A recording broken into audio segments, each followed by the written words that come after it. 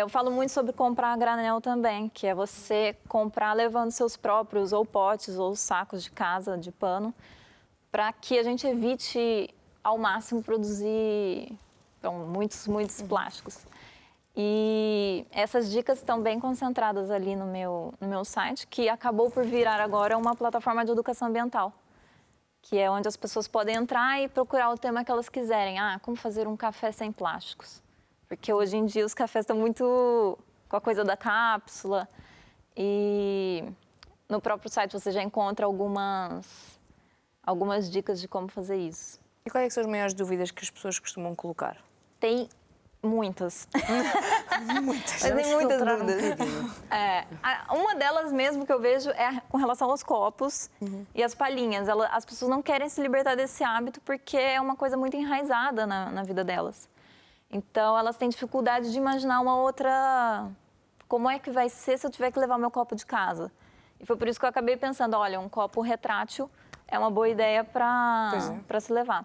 Outra dúvida muito comum são com relação aos shampoos ou produtos para a pele e para o cabelo, que já existem muitas opções sem plástico, que são em barra. E aqui em Lisboa mesmo tem várias lojas que vendem. Sim, é verdade. Ou mesmo pessoas que vendem, produtores bem artesanais. As pessoas têm ainda esse tipo de dúvida. Depois, comprar o próprio granel. Ainda é uma dúvida muito grande das pessoas, porque elas saem da zona de conforto para poder fazer esse tipo de compra. E isso, às vezes, incomoda muito, porque você tem que sair daquilo que você está acostumado a fazer. Por isso que eu falo muito para as pessoas não mudem completamente a vida de um dia para o outro, mas comecem por passos, um por mês e por aí vai, porque assim eu acho que é mais simples absorver toda a mudança. E quais é que são, para quem quer começar uma vida mais sustentável, quais é que são os primeiros passos, aqueles que acha que são mais importantes e mais fáceis de tomar? O primeiro seria separar todos os lixos em casa, para depois mandar para reciclagem ou para os contentores que a gente encontra aqui em Portugal. Porque mesmo aqui eu vejo muita gente que ainda não separa o lixo e não vê a importância de fazer isso, porque muita gente não conhece como são os processos depois, né, para reciclar. Então, acho que o primeiro passo é esse, começar a separar dentro de casa. Depois, recusar quanto conseguir os descartáveis plásticos, porque eles são realmente os grandes vilões hoje dos oceanos e de todas as praias ao redor do mundo. Nessa conferência que eu fui da Unesco há pouco tempo atrás, até muita gente tinham lá pesquisadores bem reconhecidos que disseram que não tem nenhuma praia do mundo que não está tocada pelo plástico. Isso é horrível. Já foi para todas as praias, então é uma coisa que a gente tem que começar a recusar. Eu acho que esses seriam 2 pontos aí mais fáceis de fazer e depois, é claro, buscar alternativas para o que já existe, como os shampoos sólidos, os cosméticos em barra, as escovas de dente de bambu, as compras a granel, que muitas vezes, para muitas pessoas não é possível de fazer, mas para quem tem um pouco mais de tempo, é possível. E eu consigo fazer compras a granel na rua da minha casa, eu não tenho que ir em lojas muito longe.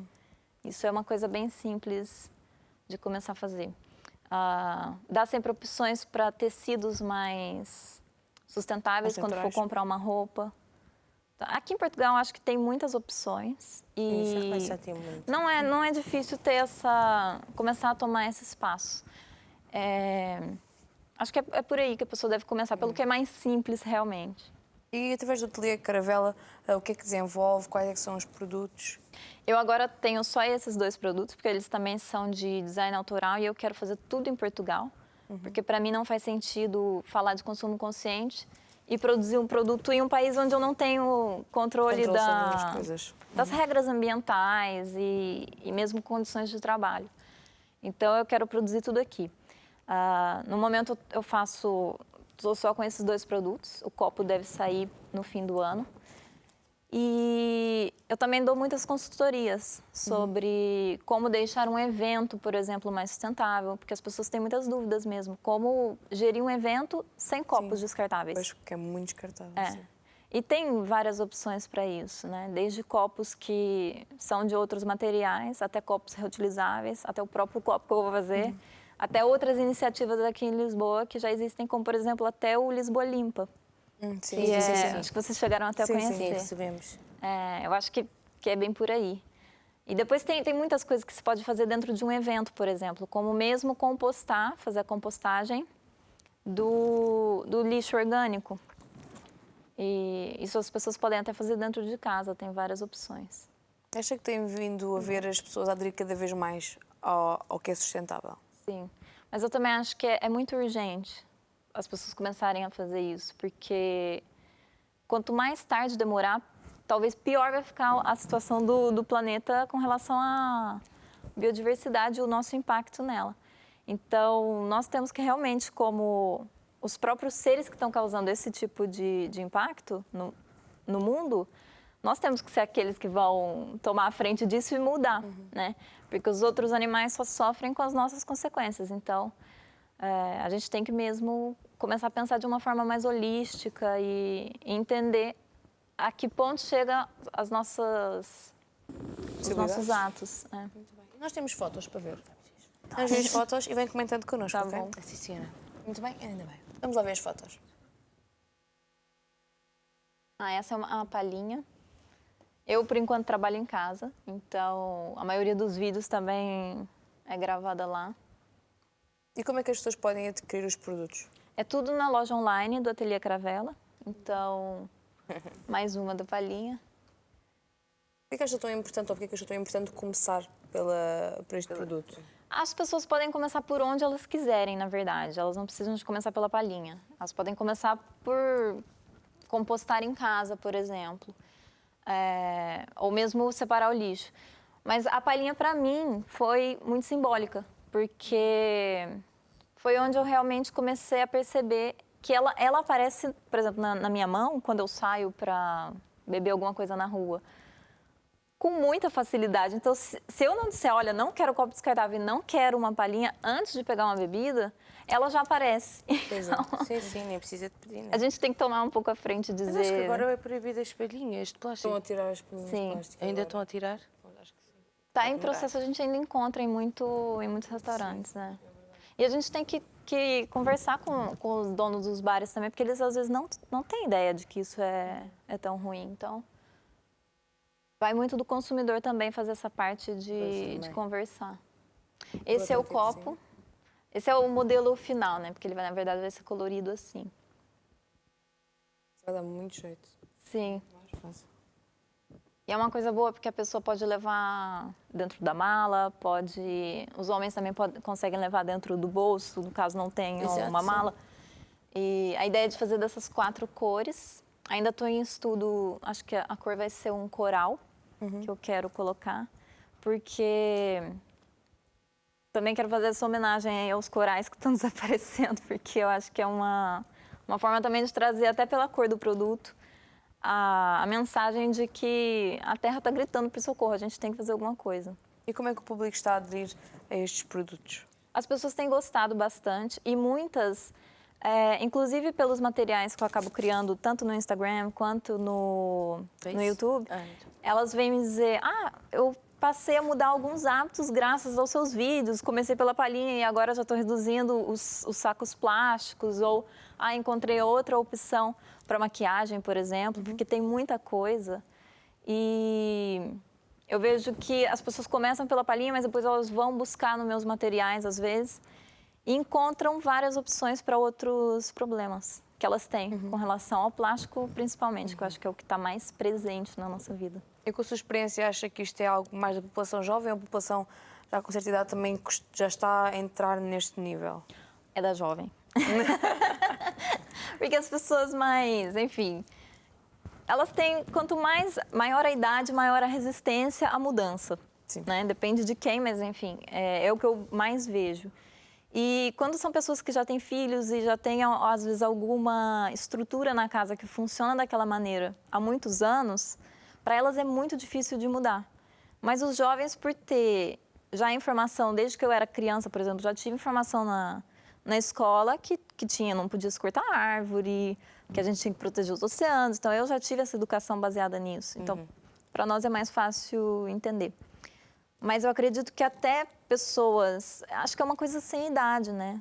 Muita gente, às vezes, pode ser mais velho, pode se interessar. Mas eu vejo que hoje é um interesse mais forte da parte dos mais jovens. Olha, que seja de alguém. Sim, tem que aparecer de algum lado. Exato. E como é que é para si fazer os vídeos para o YouTube? É algo fácil, natural, criar os temas? No começo foi muito difícil, porque eu nunca tinha feito. Então, foi uma coisa muito... Eu comecei muito amadora mesmo. Não tinha câmera, não tinha microfone, não tinha nada. Mas as pessoas gostavam e elas falavam, olha, grava um vídeo assim, mas com um áudio melhor. Grava um vídeo assim, mas com uma imagem melhor. Porque eu fazia tudo do telemóvel, né? Sim. E com o tempo eu fui melhorando os materiais todos. Hoje já tem microfone, tem uma câmera boa. E consigo fazer vídeos com melhor qualidade. Mas foi tudo pouco a pouco também, né? Porque eu também queria saber a recepção das pessoas com relação a isso. E quais são normalmente os temas que são mais falados, que as pessoas comentam mais? Eu gosto muito de falar sobre os oceanos, porque eu acho que a situação é muito urgente. Não apenas sobre a situação do plástico, mas também a situação de acidificação, a situação enfim, das zonas mortas que têm aparecido para muitos lados, do nível de mercúrio que está nos oceanos hoje. São muitos assuntos. Então, eu trago isso sempre numa linguagem bem simplificada. E eu também trago muito passos para as pessoas. Então, como fazer isso? Como viver sem saco plástico? Como não usar, por exemplo, copos descartáveis? E falo o exemplo ou do copo ou da palhinha. Então, eu trago muito isso para a vida real também. Para que as pessoas não se sintam muito distantes do tema e não consigam aplicar aquilo na própria vida, porque eu acho que a gente consegue aplicar muita coisa na nossa própria vida, vivendo até dentro de grandes cidades. Eu acho que não é impossível. Eu acho só que a gente precisa de informação e de alguém que chegue e fale, olha, é assim que se faz, se você preferir esse caminho, opte por ir por aqui. Então, acho que falta ainda um pouco disso e é o que eu venho fazendo. E quais é que são os maiores desafios neste projeto? Sustentabilidade financeira agora, porque eu também estou procurando parcerias para marcas interessadas, por exemplo, para criar conteúdos relacionados à sustentabilidade. É porque como é um mercado muito específico, não são todas as marcas, por exemplo, que queiram financiar isso, né? Ainda tem essa visão de que meio ambiente não é uma causa de todas as marcas. Então, para, por exemplo, criar conteúdo para o YouTube, ainda é um desafio encontrar um sponsor a longo prazo, porque eu já tive alguns, mas foram uma coisa bem pontual. Mas, enfim, eu tenho conseguido parcerias assim, acho que até daqui a um ano, mais ou menos, acho que a coisa já vai estar um pouco mais estabilizada. Depois, a produção do copo em Portugal também não é tão simples, porque é um tanto quanto caro fazer as coisas aqui. Até a própria palhinha sai muito mais cara aqui do que se eu comprasse ela na China. Mas sim, claro. A produção é muito maior, não é? Sim. Ou na China ou na Ásia, eu falo assim, qualquer lugar do mundo que não tivesse as condições devidas. Mas eu também faço questão de certificar tudo o que eu busco. Todos os meus fornecedores são pessoas com quem eu converso, eu vou visitar. Eu procuro saber realmente quais materiais que eles usam, os certificados ambientais. Porque eu acho que quem trabalha com consumo consciente, como é a minha área, tem que trazer essa mensagem para o público também, né? Que eu também acabo fazendo muito a minha parte, mostrando isso para os próprios clientes e ensinando eles a pesquisar melhor sobre as marcas que eles consomem. E as melhores partes? As melhores partes? Sim, há melhores partes. Olha, eu trabalhei muito tempo no serviço público antes e eu não sentia essa liberdade que eu tenho agora. Então, agora eu tenho praticamente liberdade a 100% de fazer a minha ideia ir para frente. Então, isso é muito bom. Depois, estar em Lisboa também é muito bom porque, assim, com esse projeto eu basicamente posso estar em qualquer lugar do mundo. Mas eu escolhi estar aqui, justamente porque meu namorado também é daqui, mas eu queria estar em um lugar que tivesse muito sol. Sim. Então, acho que essa parte de trabalhar em casa e de estar em um país que me recebeu muito bem, como Portugal também, é uma das melhores partes.